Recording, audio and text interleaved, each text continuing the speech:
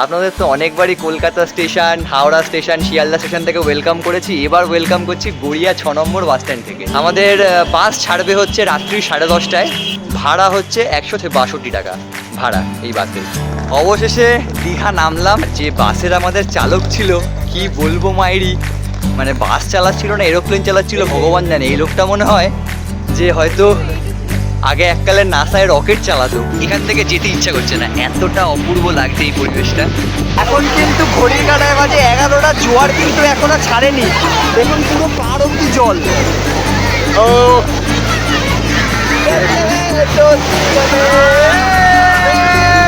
এই হোটেল সেরিনার 204 নম্বর রুমটা কিন্তু কোনো একটা ব্যাপার আছে। অনেক জায়গায় তো ডিনার করেছেন বড় বড় 5 স্টার রেস্টুরেন্টে বা আরও অনেক জায়গায়, কিন্তু এরকম পরিবেশে ডিনার করার অভিজ্ঞতা কি আছে?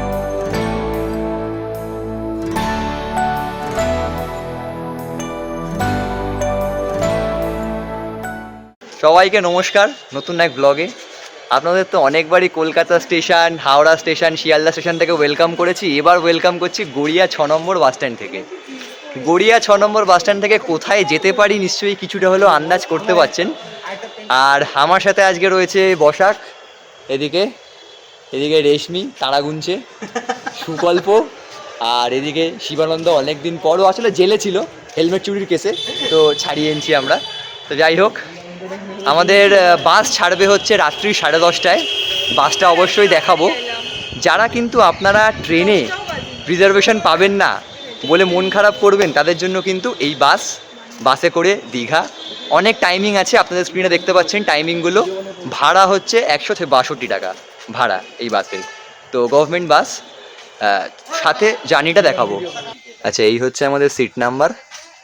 এদিকে 29, 30, আর এই তিনটে 31, 32, 33। বসাক কোনো বাসে একটা লোক নেই, ও একা বসে আছে জানলা ধারটা দখল করার জন্য। দেখুন পুরো বাসে একটা লোক নেই, একজন আছে আর সুকল্প ওইখানে, ও কন্ডাক্টারি করছে, ঠিক আছে। এছাড়া পুরো বাস খালি, ও জানলার ধারে একা বসে আছে। আর এদিকে দুটো জানলার ধারে এখনও রেশমি এসে পৌঁছায়নি, শিবানন্দ বাইরে ঘুরছে একা একা, ঠিক আছে। তো 10:30টায় হচ্ছে টাইমিং এটা ছাড়ার। সঠিক সময় অর্থাৎ রাত 10:30টায় আমাদের বাস যাত্রা শুরু করলো দীঘার উদ্দেশ্যে। আর আমাদের মতো যদি আপনারাও সকালের রোদের তাপ থেকে বাঁচতে এবং গভীর রাতে দীঘা নামার এক রোমাঞ্চকর অভিজ্ঞতা উপভোগ করতে চান, তবে এই বাস আপনাদের কাছে প্রিয় হতে বাধ্য। 6 নম্বর বাস স্ট্যান্ডে যখন আমরা দাঁড়িয়েছিলাম ভিডিও করছিলাম, হঠাৎ করে এসে সিকিউরিটি বললো ভিডিও করা যায় না। তো এই জন্য 6 নম্বর বাস স্ট্যান্ড থেকে আর কোনো ভিডিও আসলো না। এখন ঘড়ির কাঁটায় বাজে হচ্ছে 11টা 20। আমরা এখন আছি ধর্মতলা বাস স্ট্যান্ডে। তো এখানে বাসটা আধ ঘন্টা দাঁড়ায়, দিয়ে 11টা 45-এ এখান থেকে আবার জার্নি শুরু করবে। তো আমাদের বাস দাঁড়িয়ে আছে। এতক্ষণ পর্যন্ত কলকাতার লোকাল প্যাসেঞ্জারদের ভিড় ছিল, বাট গড়িয়া বাস স্ট্যান্ড থেকে কিন্তু হাতে গোনা 10 থেকে 12 জন দীঘার যাত্রী উঠেছে। বাকিরা কিন্তু, আমরা তার মধ্যে 5 জন যদিও, এছাড়া কেউ নেই। বাস এবার এখান থেকে ফুল হবে। এই আবার রেশমিও নেমে গেছে। তো রাতের তো ব্লগ তেমন তো কিছু দেখাতে তেমন পারবো না, ক্লিপিংস বলুন বা কিছু, বাট চেষ্টা করবো যতটা পারি দেখানোর নতুন কিছু। আর যদি কোথাও থামে বাস, সেখানে দাঁড়িয়ে দেখার চেষ্টা করব। দেখতে দেখতে পার করলাম দ্বিতীয় হুগলি সেতু। এবার রাস্তায় ছোট যানবাহনের দেখা বন্ধ। আমরা ঢুকে পড়েছি লরির রাজত্বে।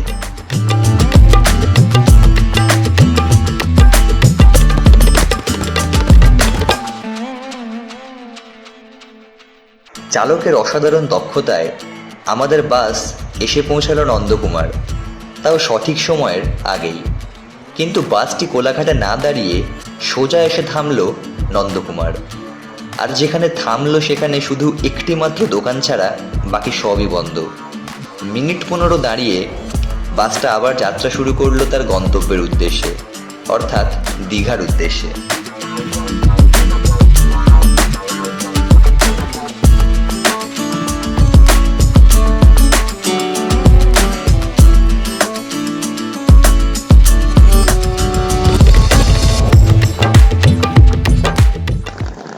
অবশেষে দীঘা নামলাম।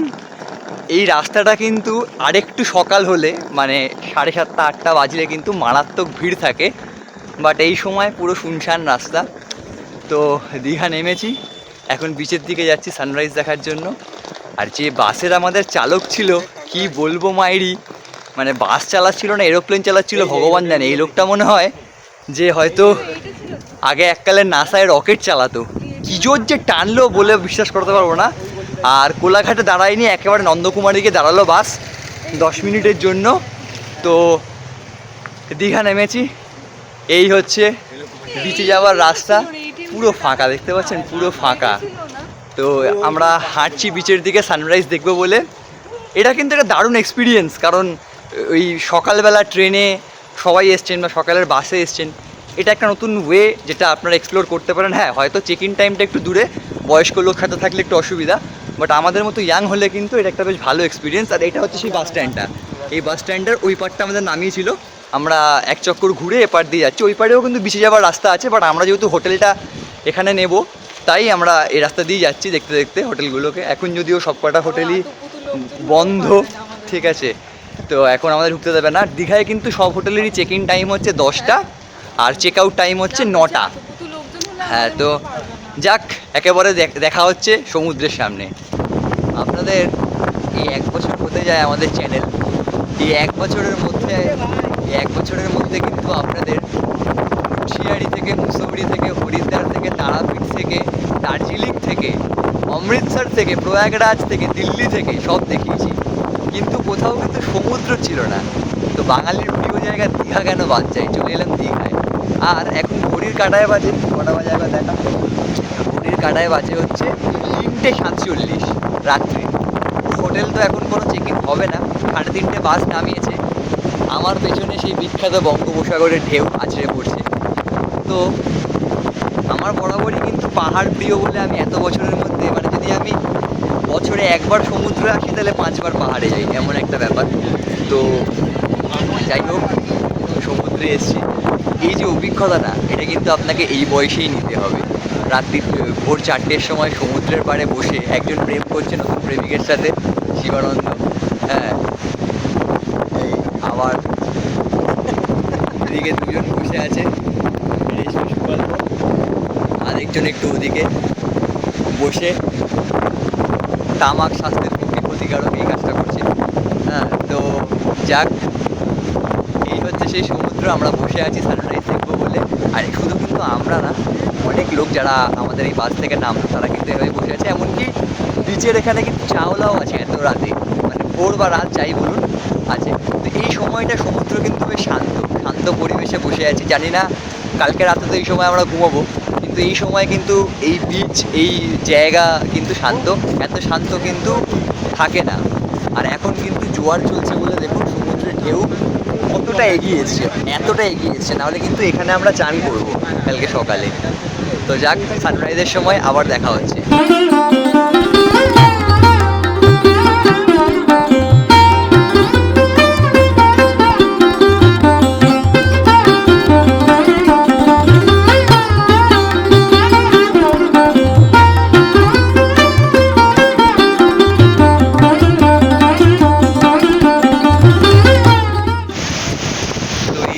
ঐতিহাসিক মুহূর্ত, যার জন্য শুধু একটা না বহু রাত জাগা যায়। মানে কিছুক্ষণ আগে যেখানে ছিল রাত্রির, সেখানে হঠাৎ করে দেখুন এই ক্যামেরাতে একটু বেশি আলো লাগছে, এতটা আলো কিন্তু নয়, সবে ভোর হচ্ছে।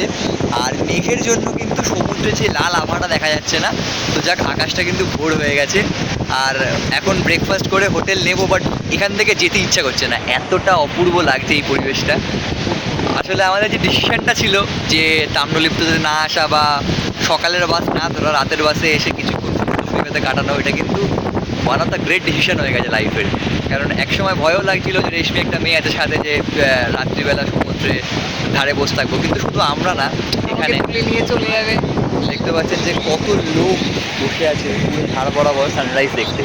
সবাই কিন্তু আমাদের বাসের ট্যুরিস্ট নয়, অনেকেই কিন্তু হোটেল থেকে এলো সানরাইজ দেখবে বলে, সানরাইজ দেখলো, আপনাদেরও দেখালাম। তো যে কোনো দিনের যদি শুরুয়াতটা এরকম হয়, তার এন্ডিংটা তো আরও ভালো হবে। তাই শুরুয়াত যদি এতক্ষণ আমাদের সাথে ছিলেন, ব্লগটা কিন্তু পুরো দেখবেন এন্ডিংটা অবধি, কারণ আরও অনেক কিছু এক্সাইটিং ভালো ইনফরমেশন তো দেবো দীঘা সম্পর্কে। আপনাদের মতোই কোনো ট্রু কথাই বলবো, কোনো পেইড কিছু থাকবে না, যা এক্সপিরিয়েন্স করবো তাই বলবো। হোটেলস নেবো, কোনো বুক করা নেই, হোটেল কেমন কি বাজেটের কাছাকাছি, সমুদ্রের কাছাকাছি, বাজেট ফ্রেন্ডলি হোটেল। আর আমরা কিন্তু নিউ দীঘায় আছি, ওল্ড দীঘায় না। নিউ দীঘা কিন্তু ওল্ড দীঘা থেকে একটু বেশি এক্সপেন্সিভ। তবু চান করার ক্ষেত্রে বা অন্যান্য সুযোগ সুবিধার ক্ষেত্রে কিন্তু সুবিধা। তাই হোটেল নেব, তো দেখাবো। তো এই বোর্ডটা আপনারা দেখলেন, যাক পরে আবার দেখা হচ্ছে আপনাদের সাথে। অনেক কাঠখড় পুড়িয়ে একটা হোটেল পেয়েছি। কেন কাঠখড় পুড়িয়েছি বললাম, কারণ দীঘায় এখন নতুন একটা নাটক করেছে। এরা নাকি ফ্যামিলি ছাড়া অথবা ম্যারিড কাপল ছাড়া এরা নাকি রুম দিতে চায় না। এবার যেহেতু আমরা 5 জন এসেছি, 4টে ছেলে আর রেশমি, তো রুম নিতে অনেক হোটেলে প্রবলেম করেছে। আরও একটা কারণ হচ্ছে যে প্রত্যেক কটা হোটেলের চেক আউট টাইম 10টা, আর আমরা তো চলে এসেছিলাম এখানে রাত্রি 3:30, তো সমুদ্রে কাটিয়ে 7টা থেকে হোটেল খোঁজা শুরু করেছি। তো 7টা থেকে হোটেল খোঁজা শুরু করেছি বলে অনেক হোটেলই ফাঁকা ছিল না, তো যে কারণে হোটেল পেতে অসুবিধা হয়েছে।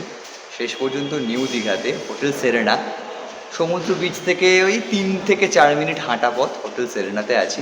নন এসি রুম, 2খানা রুম, তার মধ্যে 1খানা আমাদের ইনস্ট্যান্ট দিয়ে দিয়েছিল থাকার জন্য সকালবেলাতেই। আর একটা রুম কিন্তু এখনও পাইনি, মানে ওরা চেক আউট করে বেরিয়ে গেছে যারা ছিলেন। এখন রুমটা ক্লিন হচ্ছে, তারপর আমরা পাবো।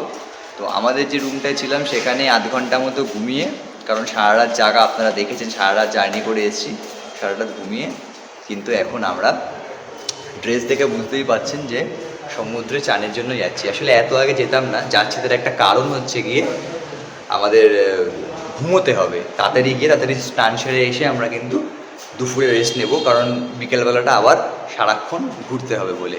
তো হোটেলটা আপনাদের দেখাবো, রুম ট্যুর করাবো, কিন্তু এই মুহূর্তে না, এই মুহূর্তে আগে স্নান করতে যাব সমুদ্রে, সেই পথেই আপনাদেরকে নিয়ে যাচ্ছি।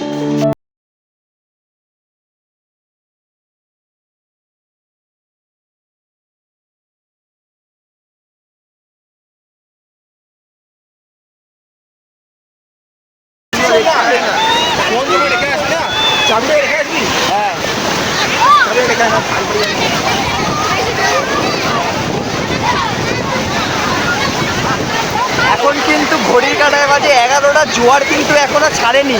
দেখুন পুরো পাড় অব্দি জল, আর শুধুমাত্র পাড় থেকে এইটুকু এগিয়েছে রেশমি, এখানে কত বড় বড় ঢেউ। আমি একটু পরে ফোন রেখে আসবো, এই দুটো চোর দেখুন কি করছে, এই দেখুন। এবার একটু ধর, একটু ধর ক্যামেরাটা, এই যে আমাদের ক্যামেরাম্যান। ও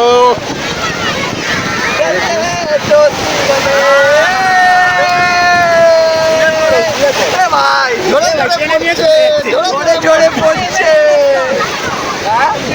লেগে আছে দাঁড়া।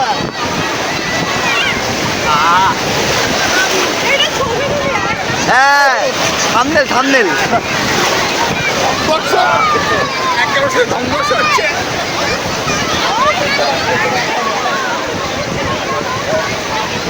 হাতটা ভিজিয়ে দিয়েছে।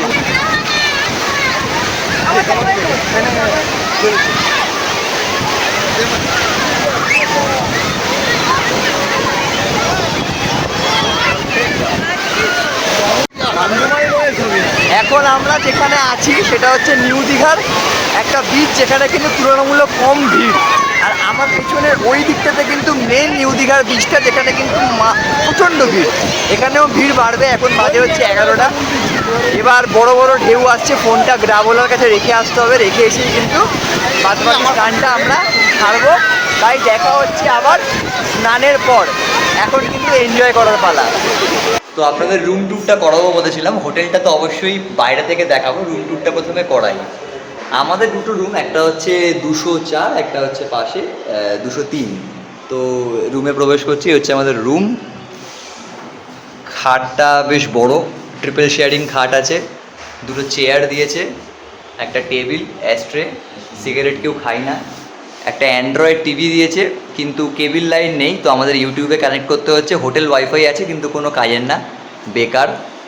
তো এরকম একটা ওয়ার্ড্রপ দিয়েছে, কম্বল দিয়েছে গায়ে চাপা দেওয়ার জন্য গরমকালে, ভালো কথা। ড্রেসিং টেবিল, বাথরুম,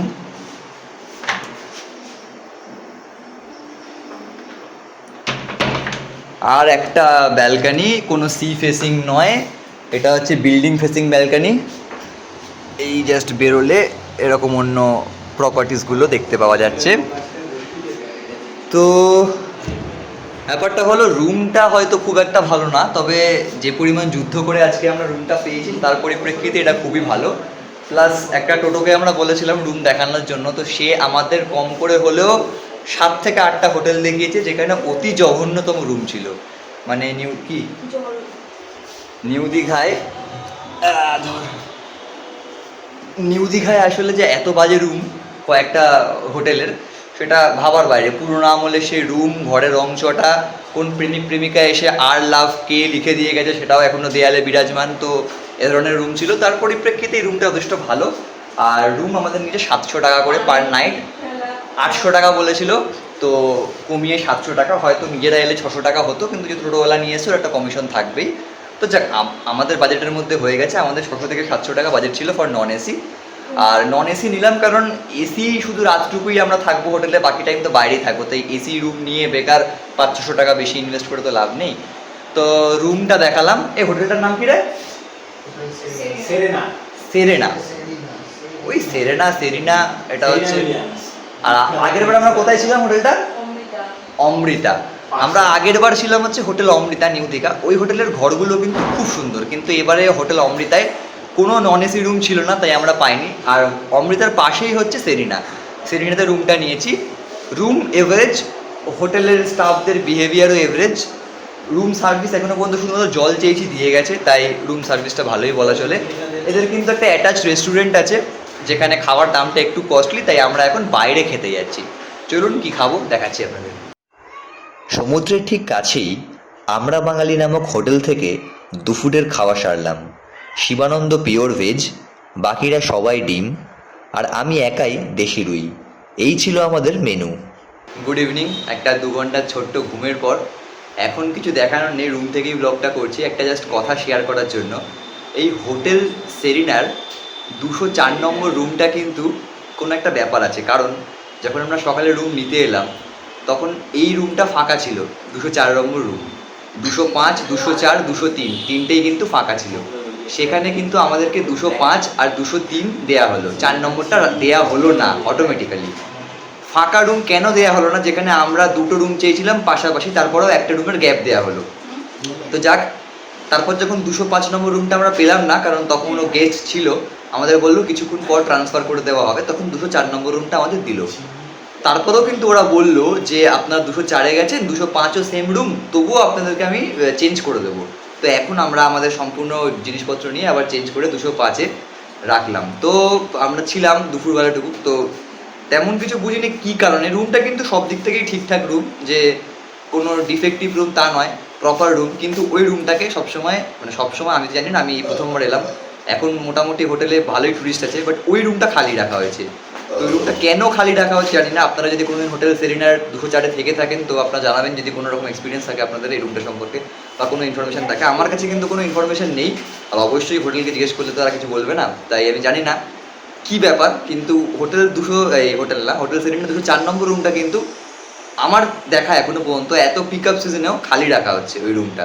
কিন্তু কোনো আন্ডার কনস্ট্রাকশন রুম না, কোনো মেরামতির কাজ হচ্ছে না, কোনো ডিফেক্টিভ নয়, কিছু নয়, তারপরেও কিন্তু এই ধরনের জিনিসটা এটা মেনটেন করছে কেন জানি না। আর হোটেলটার ওভারঅল রিভিউ কিন্তু বেশ ভালো, এরা খুব neat and clean, room service ভালো দিচ্ছে এখনো পর্যন্ত। রুমে চা বললাম, অসাধারণ একটা চা আমাদের দিয়ে গেল, এখন 20 টাকা করে পার কাপ নিল মিল্ক টি। তো সেই হিসেবে রুমটা ভালো, বাট এই একটা মিস্ট্রি কিন্তু আমাদের কাছেও সলভ হলো না। তো আমরা এখন 203 আর 205-এ শিফট করে গেছি। রুমটা দেখতে এক, বাট জাস্ট নাম্বারটা আলাদা, যেটা আপনাদের দেখালাম। আজকাল বেশিরভাগ টুরিস্ট নিউ দীঘায় থাকতে পছন্দ করে, কিন্তু বিকেল হলে ওল্ড দীঘার সমুদ্রের পাড়ে আড্ডা মারা চাই। ওল্ড দীঘা থেকে নিউ দীঘার ডিস্টেন্স প্রায় 2 কিলোমিটার। এছাড়াও মার্কেটিং প্রিয় বাঙালির প্রথম পছন্দ ওল্ড দীঘা। একসময় যখন নিউ দীঘায় হোটেলের প্রাচুর্য ছিল না, তখন মানুষ ওল্ড দীঘাতেই থাকতো আর ভ্যানে করে নিউ দীঘায় আসতো স্নান করতে সমুদ্রে। ক্রমে নিউ দীঘা হয়ে উঠল জমজমাট। তার আরও একটা কারণ রেলপথে কলকাতা ও বিভিন্ন জায়গার সাথে দীঘাকে সংযুক্ত করা। তবে যদি আমার মতামত শুনতে চান তাহলে বলবো নিউ দীঘাতেই থাকুন, কারণ দীঘার আসল মজাই সমুদ্র স্নানে। আর বিকেলে মাথা পিছু 20 টাকা খরচা করে টোটো নিয়ে চলে যান ওল্ড দীঘাতে। পশ্চিমবঙ্গ সরকার ওল্ড দীঘা ও নিউ দীঘা সি বিচটাকে অসাধারণ সৌন্দর্যে সাজিয়ে তুলেছে। তাই নিউ দীঘার চাইতেও কিন্তু ওল্ড দীঘা আপনাদের কাছে, সেলফি প্রিয় বাঙালির কাছে কিন্তু অসাধারণ সুন্দর এক ছবি তোলার পয়েন্ট হিসেবে আপনারা বেছে নিতে পারেন। এছাড়াও ঠিক ওল্ড দীঘা সি বিচের শুরুতেই করেছে ডেজ পাবলিকেশনের এক সুন্দর বইয়ের দোকান। আমার মতো যারা সাহিত্যপ্রেমী অথবা বই প্রেমী তারা কিন্তু একবার হলেও সেই দোকানটা ঘুরে আসতে পারেন। আমরা আগের বার আমি আর সুকল্প মিলে বেশ অনেক টাকার বই কিনেছিলাম, আর বইয়ের দোকানে ঢোকা মানেই খরচা হয়ে যাবে সেই ভয়ে এবার আর ঢুকিনি, না হলে দোকানটা আপনাদের কিন্তু ভেতর থেকেই দেখাতাম। তবে বাইরে থেকেও দোকানটা অতটা সুন্দর, ভেতর থেকেও সুন্দর, সর্বোপরি দোকানদারের ব্যবহারটাও কিন্তু সুন্দর। তাই শুধুমাত্র সমুদ্রের আকর্ষণে নয়, সাহিত্যপ্রেমী বাঙালির কিন্তু ওল্ড দীঘা বইয়ের দোকানটাও এক আকর্ষণ হিসাবে আমি অন্তত মনে করছি। এছাড়াও আপনারা কিন্তু আপনাদের মতো করেও ঘুরে দেখতে পারেন ওল্ড দীঘা সি বিচ।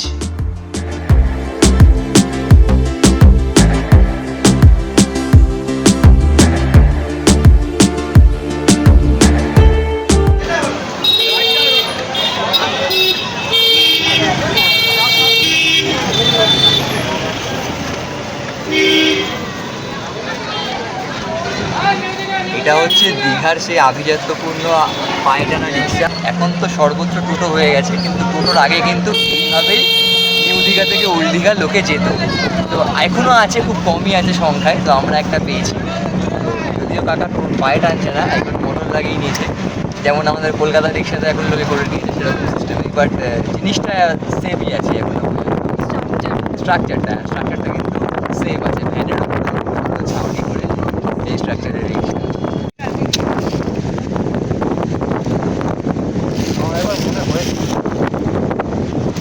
অনেক জায়গায় তো ডিনার করেছেন, বড় বড় 5 স্টার রেস্টুরেন্টে বা আরও অনেক জায়গায়, কিন্তু এরকম পরিবেশে ডিনার করার অভিজ্ঞতা কি আছে দেখুন।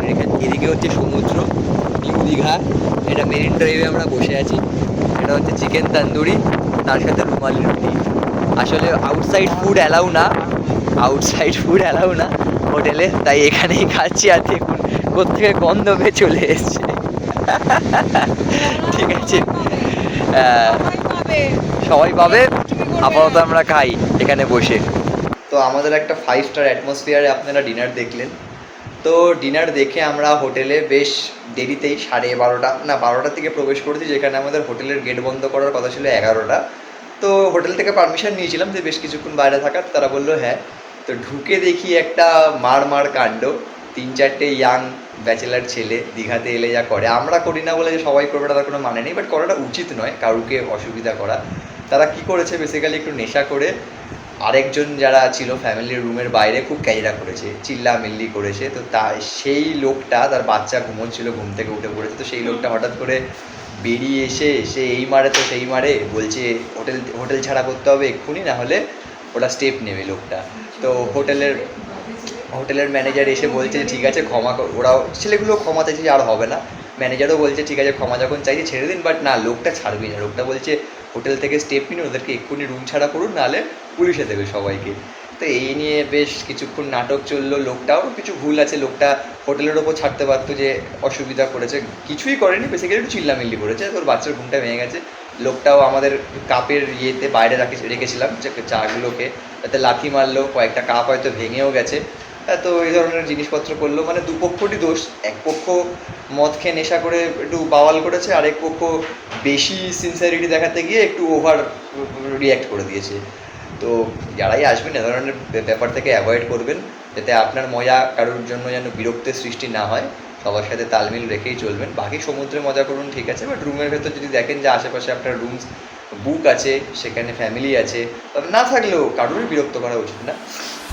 তো যাক, এই ছিল হচ্ছে আজকের আমাদের দীঘা, যেটা কালকে রাত্রি 10:30 থেকে শুরু হয়েছিল গড়িয়া থেকে বাসে করে। প্রথমবার বাসের অভিজ্ঞতা দেখালাম আপনাদের, একটা নতুন রুট দেখালাম দীঘা। নতুন রুট না, অ্যাকচুয়ালি রুটটা হয়তো অনেক পুরনো, কারণ বাসেই মেনলি প্রচলিত আছে দীঘা আসাটা। বাট এটা হচ্ছে টাইমিংটা, 10:30টার দীঘার বাসটা রাত্রি 3:30 পৌঁছালো। 3:30-র সময় আমরা মেরিন ড্রাইভে বসে থেকে সানরাইজ দেখলাম। সানরাইজ দেখার পর আমরা হোটেলে এলাম, হোটেলে এসে রুম নিলাম। তো বিভিন্ন রকম অভিজ্ঞতার মধ্যে দিয়ে আজকে দিনটা গেল। কালকে কিন্তু আমাদের সাইট সিন আছে। সাইট সিন বেসিক্যালি কিছু বলবো না, কারণ এখানে সাইট সিন বলতে হচ্ছে সেই ওই তালসারি, উদয়পুর, এই ধরনের বিচগুলো। উদয়পুর তো বেসিক্যালি নেশা করতে জায়গা, তো ওখানে আমরা যাবো না, আমরা তালসারিটা যাবো, কারণ ওটা সুন্দর, বেশ লাল কাঁকড়ার বিচ। আর অনেকেই জানেন, অনেকে আবার জানেন না, তালসারি কিন্তু ওয়েস্ট বেঙ্গলের মধ্যে পড়ে না, উড়িষ্যার আন্ডারে পড়ে। তো কালকে তালসারি যাব। এখানে একটা আন্ডার কনস্ট্রাকশন জগন্নাথ দেবের মন্দির চলছে পুরীর ধাঁচে, সেটাও আপনাদের দেখানোর চেষ্টা করবো। একটা মেরিন মিউজিয়াম আছে দীঘায়, সেই মেরিন মিউজিয়ামটা আপনাদের দেখাবো, মোহনাটা দেখাবো আপনাদেরকে। তো বেশ কিছু দেখাবো, তো ওয়েট করুন পরের ব্লগের জন্য। আজকের অবধি কিন্তু এতদূরই ছিল। তো ভিডিওটি ভালো লাগলে লাইক করবেন, শেয়ার করবেন এবং বেশি করে ভ্রমণ করবেন, যাতে ভ্রমণে বাঙালির ঐতিহ্য অটুট থাকে। দেখা হচ্ছে খুব তাড়াতাড়ি। Good night.